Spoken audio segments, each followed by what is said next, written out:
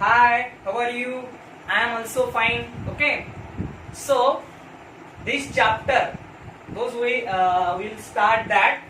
This chapter is important for our 10th student and 11th student. Means, if those students who are preparing for NEET, JEE, and those students who started their foundation, okay. So, this chapter is most important for दो students. ये chapter बहुत important है जो अभी 10वीं में है और 11th में है, मतलब 10th पास हुए वाले बच्चे हैं.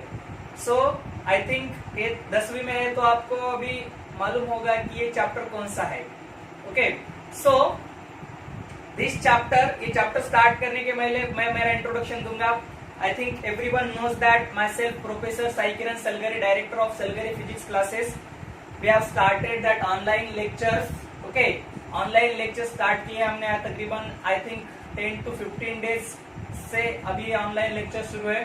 Okay, so today's lecture is based on 10th and 11th, 10वीं और 11वीं के बच्चों को बहुत इंपॉर्टेंट है ये chapter. Okay, so see here, आज से हम दो लेक्चर कंटिन्यू करने वाले हैं. एक 11th के लिए, 11th में हम मैकेनिक्स स्टार्ट करेंगे. मैकेनिक्स के पहले हम मैथमेटिकल टूल्स लेंगे. ओके, एंड 12th के लिए जो है वो 12th का सिलेबस स्टार्ट करेंगे. Okay, that is useful for everyone. बहुत सारे लोगों की ऐसी इच्छा थी कि हम मैकेनिक्स का कुछ पार्ट ले, those who are preparing for NEET repeaters के लिए. Okay, I think Vishal Sirskar, yes, Vishal Sirskar ने कहा था कि सर ग्रेविटेशन का या मैकेनिक्स का रिवीजन ले लो. सो जो बच्चों को रिवीजन चाहिए वो भी रिवीजन स्टार्ट होगा. और आई वांट एवरीवन, मैं सबसे फीडबैक लेना चाहूंगा कि आपको क्या चाहिए. Those I want to send you, मैं आपको सेंड करूंगा. ओके, सो ये 10th के लिए, 11th के लिए, सब लोगों के लिए इंपॉर्टेंट है. Okay, the chapter name is gravitation.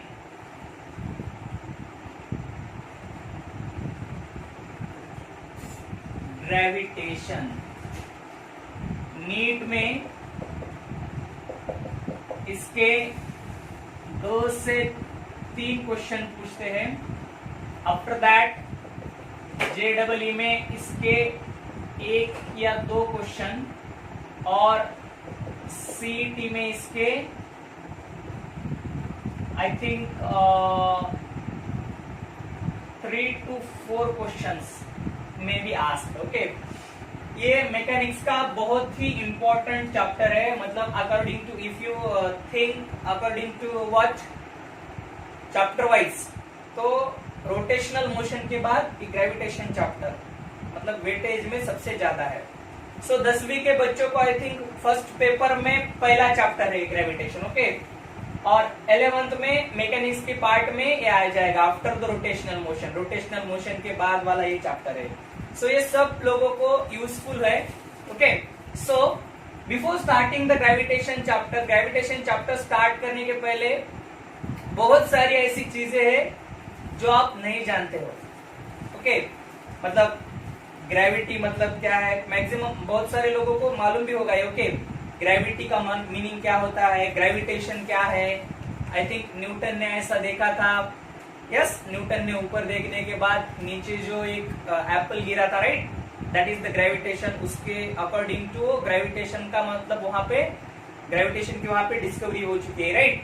So just like that ये सब क्या बोलते हैं, ये बचपन में आपने सीखा होगा. अब इसके आगे वाला सीखने वाले हैं हम. ग्रेविटी मतलब क्या है. Yes, anyone knows the gravity. Gravity, the force that attracts towards the earth. ऐसा फोर्स जो ऑब्जेक्ट को, यस, ऑब्जेक्ट को अर्थ की तरफ अट्रैक्ट करता है, दैट इज द ग्रेविटी. उसको, वो फोर्स को क्या बोलते हैं हम, ग्रेविटी बोलते हैं. The force that attracts towards the earth, that is weight also. Weight को भी हम ऐसे ही बोलते हैं, ऑब्जेक्ट को अट्रैक्ट करता है, that force is known as the gravity बोलते हैं हम, right. Acceleration due to gravity क्या है. ओके, सो हम स्टेप बाय स्टेप सब जो है उसके फॉर्मूले और उसका फॉर्मूले का इम्प्लीमेंटेशन कैसे करने का रहता है. नीट में इसका कैसा यूज है, जेईई में कैसा यूज है, थ्योरेटिकल क्वेश्चंस कैसे पूछते हैं, इसके ऊपर डिटेल में जाने का प्रयास करेंगे हम. Okay, So see here, that is, first of all we'll discuss the syllabus of this gravitation chapter. First one is the Newton's law of gravitation. पहला जो है वो कौन सा है? Newton's law of gravitation. Okay, next one is the acceleration due to gravity. इसमें क्या आएगा? Variation of g due to altitude, depth and latitude. Bore हो रहा होगा आपको ये देखने में, but you have to write लिखना पड़ेगा, बिकॉज अकॉर्डिंग टू अगर सिलेबस जाते हैं, हम सिलेबस में ऐसे जाते हैं तो बहुत इजीली हम अपने एम को अचीव कर सकते हैं. So don't forget this. Okay, ये आपको नहीं भूलना है कि ये बोर हो रहा है, ये ऐसा हो रहा है, because that is important to all of us. Okay, third one. After that उसके बाद आता है critical velocity. After that escape velocity. Critical velocity and escape velocity. Then next one is the, after that what we call gravitational potential and gravitational potential energy. Okay, next see here, gravitational potential energy and gravitational potential is there. Okay, after that binding energy,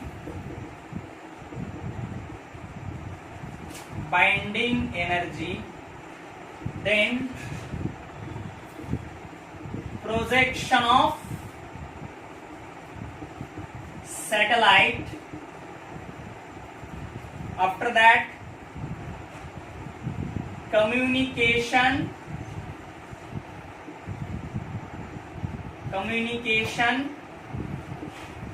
satellite. Last one, that is Kepler's laws of planetary motion. Kepler's laws of planetary motion. So ये जो 2 या 3 question है, listen carefully all of you. Definitely there will be a question which is asked from the acceleration due to gravity. Acceleration due to gravity से variation of g due to altitude, depth and latitude, इन सब में से एक question आएगा आपको. Okay, and after that बाकी जो 2 question है इन सब चीजों में से आपको पूछने वाले हैं. Right, so that's it, don't forget about it. This one is the most important point. दोस्त मतलब जो स्टूडेंट अभी नया पढ़ाई करने वाले हैं, नया स्टार्ट करने वाले हैं पढ़ाई करने के लिए, और फिजिक्स की कुछ भी पढ़ाई नहीं हुई है, तो ये इतना ही एक पॉइंट करने के बाद एक क्वेश्चन आपको मिल जाएगा definitely. Okay, write down this syllabus. Okay, ये सिलेबस लिखो आप. इस सिलेबस लिखने के बाद आपको बहुत सारी चीजें क्लियर हो जाएंगी.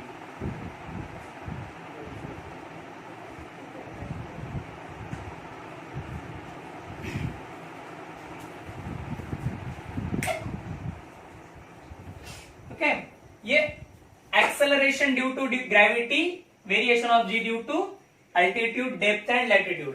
पेन और कॉपी निकालो और ये लिख लो.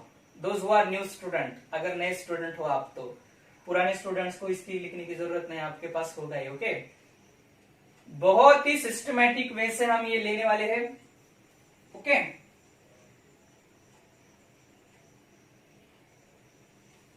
So write down this. Now we'll start that first point of our syllabus. What is the first point of our syllabus? Newton's law of gravitation. Newton's law of gravitation. Okay.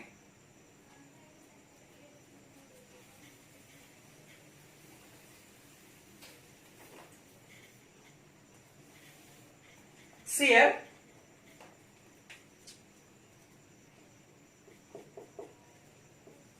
Most important, Newton's law of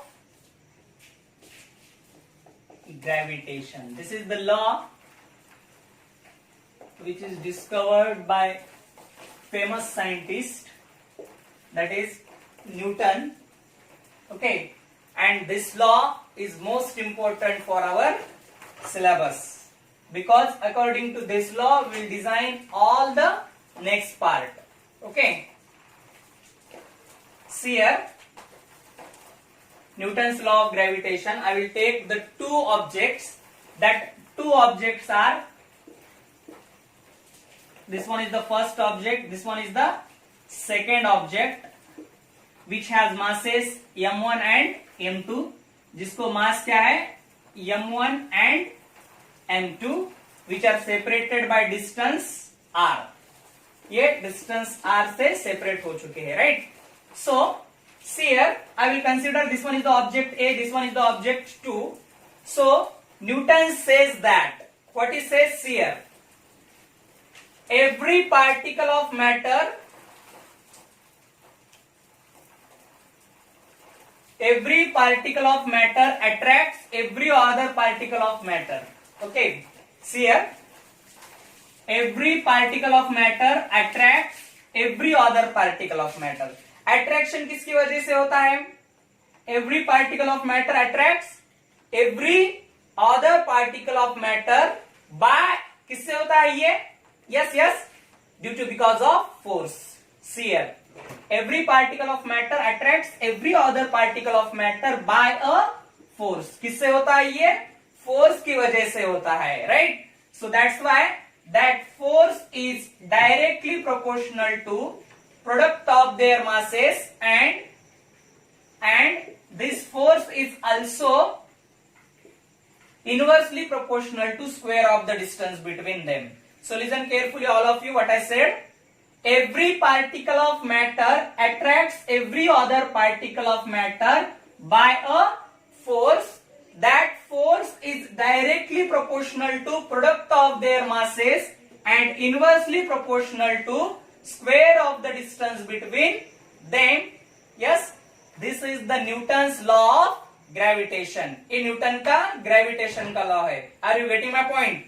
So if you combine this, अगर हम इसको combine करते हैं, so if you combine this, what happen? F is directly proportional to product of their masses and inversely proportional to square of the distance between them. That F is equals to G m1 m2 by r square. G m1 m2 by r square. So this is the combined form of Newton's law of gravitation. ये combined form है. So कौन सा भी directly proportional sign equal to में कब convert होता है? With constant, with some constant. एक कांस्टेंट को लेके ही वो कन्वर्ट होता है. सो जी क्या है यहाँ पे? 6.67 into 10 raise to power -11. G की जो वैल्यू है, that G is nothing but, ये जो जी है, इस जी को हम क्या बोलते हैं? Universal gravitational constant. Universal gravitational constant, and which has the value 6.67 into 10 raised to -11 Newton meter square per kg square. That is the value of g। ये g की वैल्यू है। m1 एंड m2 क्या है हमारे पास, these are the masses. क्या है ये, masses है। And r is the distance between these two masses, ये दो मासेस के बीच में का ये डिस्टेंस है। This is the g, universal gravitational constant. ये यूनिवर्सल ग्रेविटेशनल कांस्टेंट की वैल्यू है 6.67 इंटू 10⁻⁻11 न्यूटन मीटर स्क्वायर पर केजी स्क्वायर। ये इंपॉर्टेंट बात है हमारे लिए। Okay, so see here universal gravitational constant. So universal gravitational constant जो है, ये यूनिवर्सल ग्रेविटेशनल कांस्टेंट अलग से हमें पूछता है। अभी 11th में आपने देखा होगा what is the difference between small G and capital G. Small G and capital G में डिफरेंस क्या है। Okay, so will see that, हम देखेंगे ये। Okay, so see here universal gravitational constant. So universal gravitational constant. So now we'll find the dimension of universal gravitational constant. Universal gravitational constant के हम dimension find करेंगे।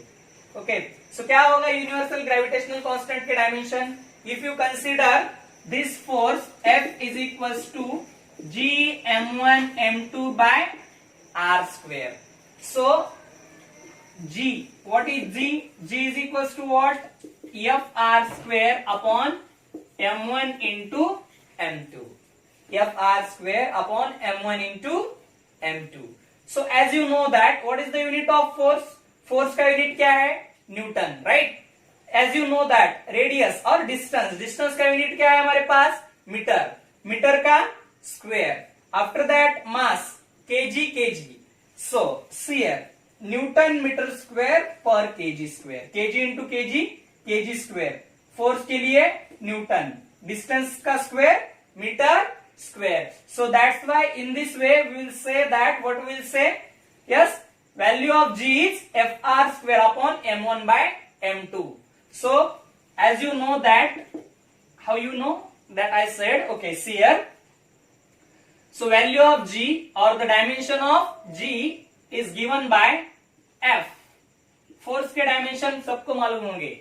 Yes, क्या है force के dimensions? m1 l1 t minus 2 metre square क्या होगा यहाँ पे l2 डिवाइडेड बाय l2 क्यों? लेंथ का square. After that m1 into m2 that is kg। kg मतलब क्या होता है? मास। मास कितने हैं? 2। So if you combine this, अगर हम इसको कंबाइन करते हैं, then the dimension of g is m1 l1। Okay, m1 l1। अब ये नीचे m2 है, राइट? ये m2 ऊपर जाने के बाद क्या होगा? Already m1 is there, m1 is there. ऊपर जाने के बाद क्या होगा? -2। l1 इज देयर और ये मल्टीप्लीकेशन में, ये डिवीजन में था इसलिए माइनस कर दिया हमने। ओके, सो l1 है यहाँ पे 1 + 2 and after that t - 2। Then see here m - 1 l3 t - 2। These are the dimension of acceleration due to gravity. ये acceleration due to gravity के dimensions है। Are you getting my point? So in this way we will say that this is the dimension of universal gravitational constant. ये universal gravitational constant के dimension है। Those who are in 10th class, अगर आप 10th class में हो अभी, तो 10th class के स्टूडेंट को ये इंपॉर्टेंट बात है कि आपको अभी से डायमेंशंस समझ में आते हैं। ओके, समझ में आएंगे तो बहुत बेनिफिट होगा आपको 11th और 12th में। सो this is the basic information of Newton's law of gravitation. बहुत सारी बार बहुत जगह पे, मतलब सीईटी में और नीट के टाइम पे भी एक बार क्वेश्चन पूछा था शायद। कौन सा? Which of the following correct vector form of gravitational force. ये जो फोर्स है वो कौन सा फोर्स है? Gravitational force. फोर्स कौन सी क्वांटिटी है? स्केलर क्वांटिटी है, वेक्टर क्वांटिटी है? That is always vector quantity. कौन सी क्वांटिटी है? वेक्टर क्वांटिटी है। और कौन सा करेक्ट फॉर्म रहेगा वेक्टर फॉर्म के लिए? मैं एक दो फॉर्म वहां पे आपको बताऊंगा। ओके, ये एक दो फॉर्म बताने के बाद आपको समझ में आएगा कि कौन सी करेक्ट क्वांटिटी है। मैं आपको क्वेश्चन भी पूछने वाला हूं। ओके, सीयर देखो अभी यहां पे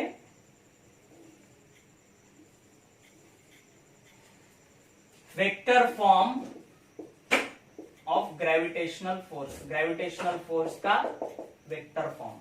listen carefully all of you. So what is the gravitational force? Gravitational force क्या है हमारे पास?